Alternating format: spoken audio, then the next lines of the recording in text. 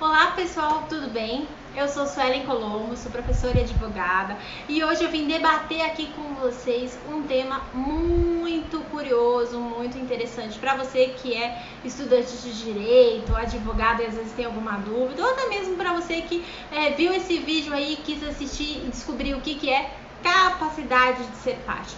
Por isso eu te pergunto, você sabe o que é ser parte? Quando alguém fala, ele é parte do quê, né? Você sabe quem pode ser parte? Bom, é isso mesmo que nós vamos tratar hoje nesse nosso momento aqui. Gente, vou ter que trazer para vocês alguns conceitos jurídicos, porque não tem como fugir disso, mas vem comigo que eles vão ser bem tranquilos, tá? O nosso ordenamento jurídico diz que parte significa a pessoa que figura em uma relação jurídica processual, ou seja, alguma ação judicial, tá bom? Assim sendo, ele participa do processo com interesse na causa, né? Com interesse, obviamente, de ganhar, de alcançar o que ele está pedindo, o que ele está querendo, tá? Atuando nela com parcialidade, afinal, ele quer que ganhe. Entretanto, você precisa saber que temos 3 espécies de parte, sim. A primeira é a capacidade de ser parte. A princípio, pode ser parte em um processo quem é titular de um direito, assim como diz o artigo 1º do Código Civil. Desta forma, trata-se de um dos alcances da personalidade jurídica, tá? Todavia, há situações que não há personalidade jurídica, olha que interessante, mas há sim o dever de proteção e manutenção dos direitos, tá? Esses são os casos dos chamados sujeitos de direitos. Por exemplo, o espólio, tá? É um exemplo bem prático, bem fácil de se entender. A segunda, gente, é a capacidade processual.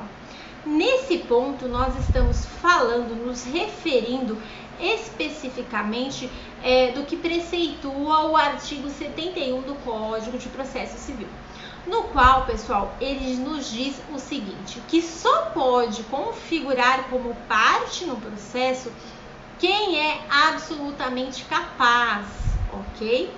E os relativamente incapazes devem estar assistidos, ok? E os absolutamente incapazes devem ser representados.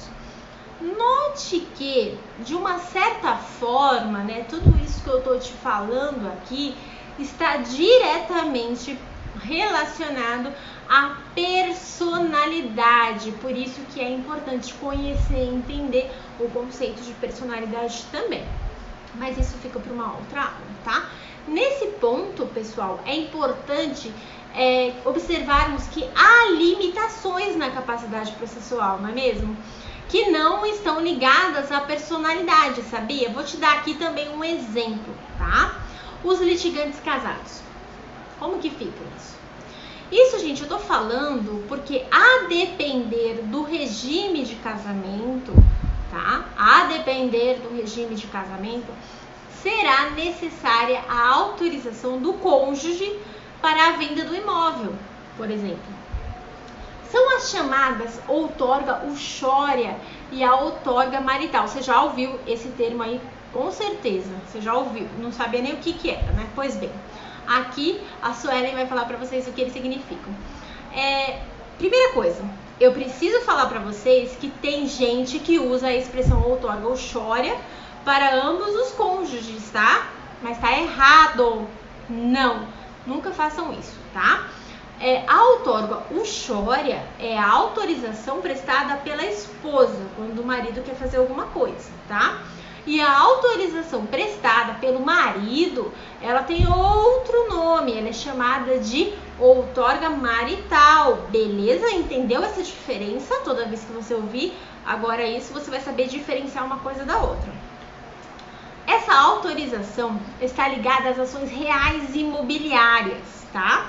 Tanto que, para ingressar em juízo, quanto para vender o imóvel, por exemplo, você vai precisar dessa autorização, ok? E a terceira e última da nossa do nosso bate-papo de hoje é a capacidade postulatória. Aqui nesse ponto, gente, é legal mencionar que essa espécie é muito importante para quem não é advogado. Então, se você não é advogado e passou por aqui, presta atenção que você vai aprender alguma coisa aqui comigo também. Sabe aquela pessoa que quer ingressar na justiça sem auxílio do advogado? Então, é para essas pessoas. Ele quer ingressar na justiça sozinho, tá? Ok. Há casos que a lei permite, tá? Não são todos, mas existem exceções. E para isso, é extremamente importante que você conheça o que pode fazer e o que você não pode, tá? Em regra, quem tem a capacidade postulatória de ir lá ingressar com uma ação, por exemplo, é o advogado, tá? E isso está previsto lá no artigo 103 do Código de Processo Civil e você pode ir lá conferir isso. Entretanto, para alguns casos específicos, há sim a possibilidade da própria parte postular, ou seja, de você mesmo ingressar com a ação. Como eu falei antes, não são para todas as coisas, todos os atos, tá? Vou te dar alguns exemplos aqui. Ação de alimentos, habeas corpus, juizados especiais cíveis nas causas com teto de até 20 salários mínimos, juizado especial federal, juizado da Fazenda Pública Estadual, ok? Mas também, gente, nas reclamações trabalhistas, sim. Sabia disso? Isso, gente, consta lá no artigo 791 da CLT. Contudo, nesse ponto, precisamos deixar claro que essa possibilidade da própria parte ir lá e postular, ela é limitada às varas e aos tribunais regionais do trabalho, ok?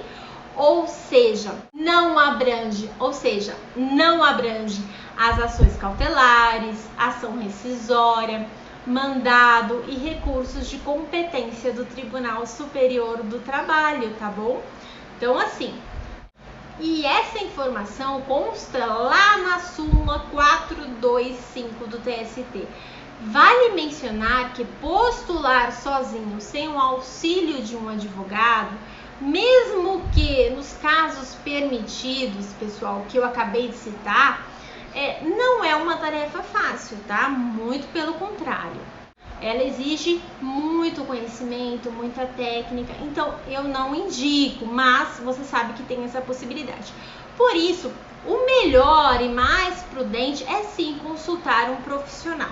Gente, essa é somente uma pequena parte, né, do conteúdo que eu ministro lá na Faculdade Legale, tá? Se você é advogado ou estudante de direito, ou até mesmo um curioso do mundo jurídico e quiser se dedicar e aprender mais sobre esse universo tão rico, é só você me acompanhar lá no Legaliflix, onde eu estou abordando, gente, olha só que máximo, todo o Código Civil, todo o Código de Processo Civil nesse ano. Então você vai ter ali uma passagem, né, por todos os tópicos do Código Civil, do Código de Processo Civil, que com certeza vai ser muito enriquecedor para você. Te espero também, pessoal, lá no meu Instagram, @SuelenColombo, tá? Lá eu te trago sempre dicas práticas, dicas da postura do advogado, dicas de processo civil, de LGPD, e a gente tem uma proximidade ali um pouco maior. Mas eu também te espero lá no Legaliflix para a gente abordar tantos temas como esse que a gente tratou nessa aula, mas com mais profundidade, porque aqui realmente não dá tempo, né? Então, gente, até a próxima aula. Já marca aí aquele seu colega que precisa relembrar algumas coisas, que você quer compartilhar com ele essa informação, tá bom? Então eu te espero lá. Até!